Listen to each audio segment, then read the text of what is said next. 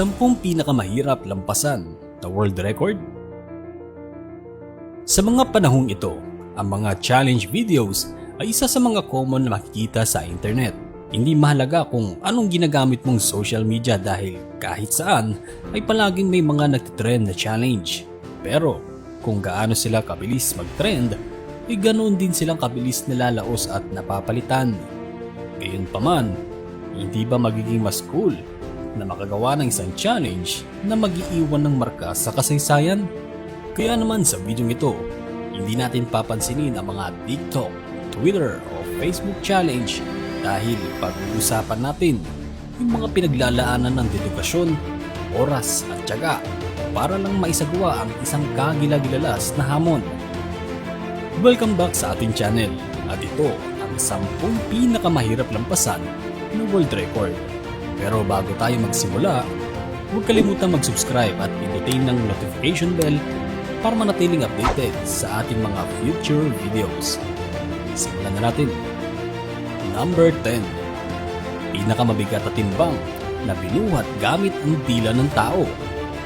Oo, tama ka sa iyong narinig, kaibigan.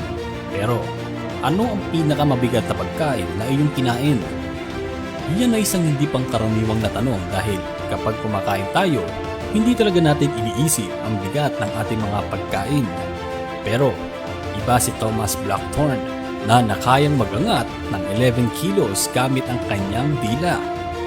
Tinutusukan niya ang kanyang dila ng isang hook upang gamitin itong panghawak ng 4 na metal weights.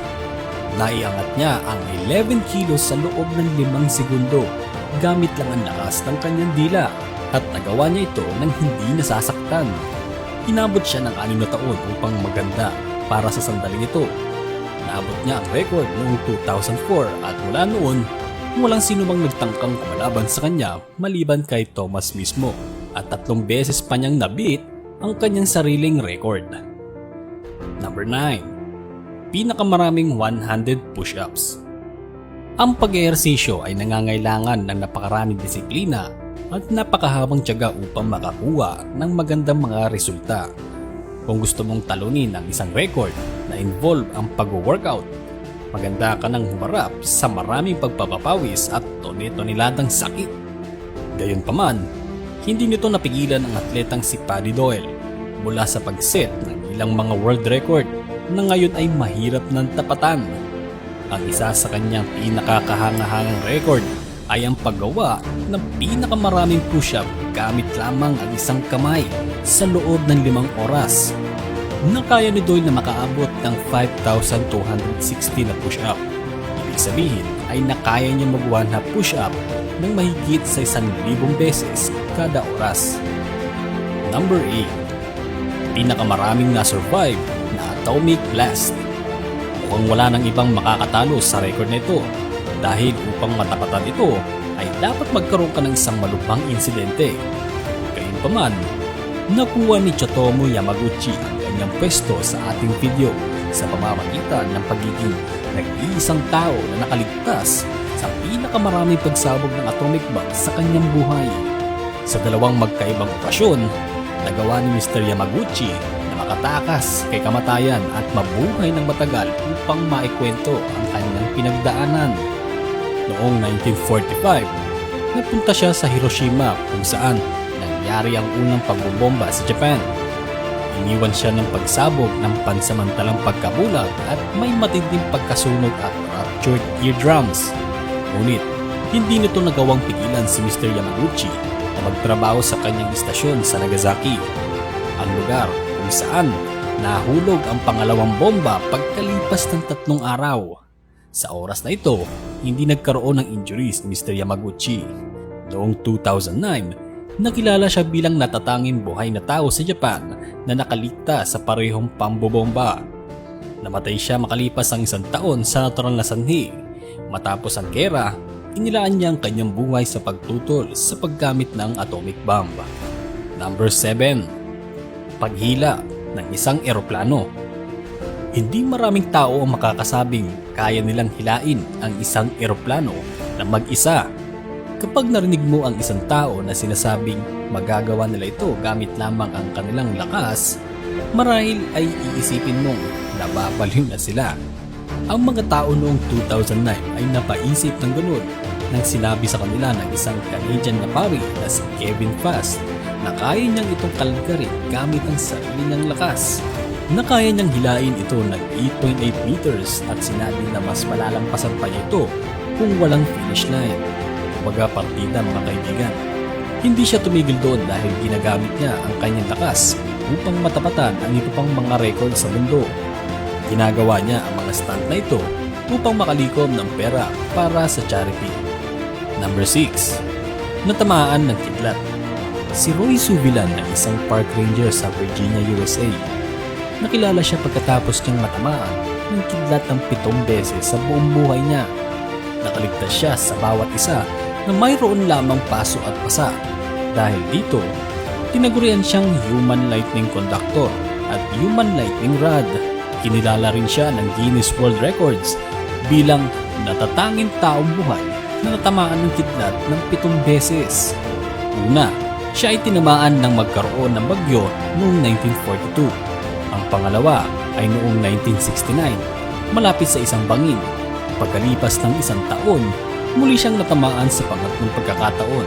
Pagkatapos ng 2 taon, siya ay muling tinamaan at ganun na rin ang mga sumunod na taon. Nagawa niyang hindi matamaan sa loob ng 3 taon hanggang sa kanyang susunod na insidente noong 1976. Makalipas ang 1 taon, habang siya ay nangingisda, muli na naman siyang tinamaan sa huling pagkakataon. Number 5. Pinakamatangkad na taong nabubuhay. Mayroong mga matangkad na tao at may mga hindi kapanipaniwala ang tangkad. Gayunpaman, wala sa mga yun ang kayang tumapat sa pinakamataas na taong nabubuhay. Noong 2009, si Sultan Kozen ay naging kaunaunang taong umabot sa 8 feet ang sukat. Ang kamanghamanghang pagtangkad ni Sultan at napakalaking taas ay sanhi ng isang kondisyong medikal na nagre-resulta sa labis na produksyon ng growth hormones. Huminto ang kanyang paglaki nang matanggal ang isang tumor sa kanyang katawan. Ayon sa kanya, ang isa sa mga pakinabang ng pagiging matangkad ay ang pagtulong sa kanyang ina sa mga trabaho tulad ng pagbabago ng isang sirang bumbilya at pagsabit ng mga kurtina. Tungkol sa mga kawalan ng kanyang laki, nagrereklamo siya tungkol sa hirap ng makahanap ng mga damit o sapatos na kasya sa kanya at ang napakahirap ay ang pagkasyahin ang sarili niya sa isang regular na laki ng kotse. Number 4. Pagkain ng eroplano. Maaaring hawak ni Michael Lotito ng isa sa mga pinakamapanganib na records sa kasaysayan. Siya ang lalaking kilala sa pagkain ng kahit anong bagay, tulad ng pagkain ng mga bagay na karaniwang hindi nakakain. Marahil ang rason kung bakit kaya ng French entertainer ang kumain ng kahit na ano dahil sa kanyang kamanghamanghang digestive system. Ngunit kailangan pa rin niyang mag-ingat ng mabuti. Ang kanyang diskarte ay ang pagpino ng mga bakal sa maliliit na piraso at paggamit ng langis bilang lubrikant. Sa ganitong paraan, regular siyang kumakain ng humigit kumulang ng 1 kilong metal araw-araw. Gayunpaman, ang pinakakahangahangang bagay sa kanyang diet plan ay ang isang buong eroplano. Kumain siya ng isang maliit na eroplano. Kinain niya ang isang buong Cessna 150 na eroplano. Sinimulan niya itong kainin noong 1978 sapagkat ito ay isang matrabahong proseso kaya ito'y umabot sa 2 taon. Si Lotito ay pumanaw mula sa natural na mga sanhi noong 2007 sa edad na 57. Iniwan niya ang isang hindi kapanipaniwalang legacy bilang isang tao na may isa sa pinaka hindi pangkaraniwang pagkain. Number 3. Pinakamaraming kaso. Maraming mga kakaibang tao sa record sa mundo na maaaring narinig o nabasa mo. Ngayon ay pag-uusapan natin ang tungkol sa isang kakaibang kaso. Ang kaso ng mga kaso ni Jonathan Lee Riches. Tinatawag siyang litigan sa buong mundo. Ang pinakaunang kasong naisampa niya ay laban sa kanyang sariling ina. Sa demanda na iyon, sinabi niya, hindi siya inalagaan ng mabuti ng kanyang ina at nanalo siya sa kasong ito at nakakuha siya ng kabayaran na 20,000 dolyar. Matapos may panalo ang kasong ito, ang binata ay nagsampa ng kaso laban sa kanyang kaibigan, maestro, kapitbahay, kamag-anak, fiancé, pulisya, hukom, mga sikat na kumpanya at maging si George Bush. Sa ngayon, ang bilang ng mga kaso na isinampa niya sa iba't ibang mga korte ay umabot sa halos 2,600. Matapos niyang marinig ang Guinness Book of World Records, ay nagbalak na pangalanan siya bilang pinakalitigos na tao. Ginawa niya ang kanyang laging ginagawa, ang magsampa ng maraming kaso. Number 2. Pinakamaraming world records. Natural isasalin natin ang isa sa video tungkol sa world record. Ang taong may hawak ng record bilang may pinakamaraming record. Sa edad na 62, si Ashrita Furman ay may 200 na world record, ngunit sa katunayan, nalampasan niya ang 550 na record sa kanyang buhay. Ang 350 doon ay nakuha na mula sa kanya, ngunit siya pa rin ang tinaguriang may pinakamaraming naitalang world records. Para kay Ashrita, nagsimula ang lahat noong 1979 nang siya ay isang manager ng isang store sa Brooklyn, New York, at napagpasahan niyang talunin ang world record para sa pinakamaraming jumping jacks.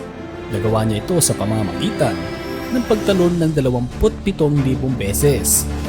Pagkatapos nito, nagpatuloy siya upang ipakita ang kanyang mga kakayahan sa iba pang mga aktibidad tulad ng pinakamahabang distansya sa underwater cycling, pinakamahabang distansya sa pagbabalanse ng isang bote ng gatas sa kanyang ulo, at pinakamabilis na milya habang nagsasomersaulting, at pinakamabilis na milya sa isang kangaroo ball.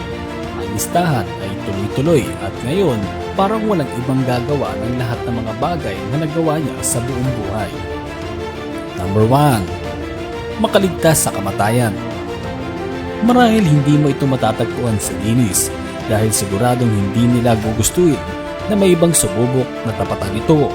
Gayunpaman, naidokumento ng isang kaisa-isang tao higit na nakaligtas sa paulit-ulit na pakikipaglaro kay kamatayan. At siya, si Michael Malloy. Siya ay 50 taong gulang nang ang ilang sa kanyang mga kakilala ay nagsabuatan upang patayin siya para makolekta ang kanyang life insurance. Una, sinubukan nilang lasingin si Michael.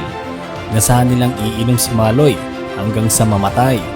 Ngunit nakaligtas siya. Pagkatapos, pinalitan nila ang kanyang inumin ng anti-freeze ngunit hindi siya namatay. Pagkatapos ay sinubukan nila ang iba pang mga uri ng pagpapahirap tulad ng lason sa daga, mga hilaw na talaba, nasirang sardinas at iba pang mga taktika na hindi pa rin gumagana. Nagawa nilang ipadala siya sa ospital matapos itong itapon sa lamig at pagbuhusan ng tubig sa kanyang dibdib. Sa sandaling siya ay nasa ospital, inilagay nila ang isang gomang hose sa kanyang bibig at ikinonekta ang kabilang dulo sa isang gas outlet. Pagkalipas ng isang oras, sa wakas ay namatay si Malloy. Nalaman ng mga pulisya ang nangyari at ipinadala sila sa silya elektrika. Hindi sila kasing swerte ni Malloy dahil lahat sila ay namatay kaagad sa unang subok. Ikaw, meron ka bang natatagong talento na maaaring maging world record? Kaya nyo bang tapatan ang mga ito? Kung nagustuhan nyo ang video, huwag kalimutan i-like ang video at mag-comment kung ano ang mga gusto nyong pag-usapan natin sa susunod na video. And once again, maraming salamat sa panonood at samahan nyo ulit ako sa mga kakaibang istorya at kakaibang kaalaman. Dito lang yan, sa Kakaiba. See you on my next video.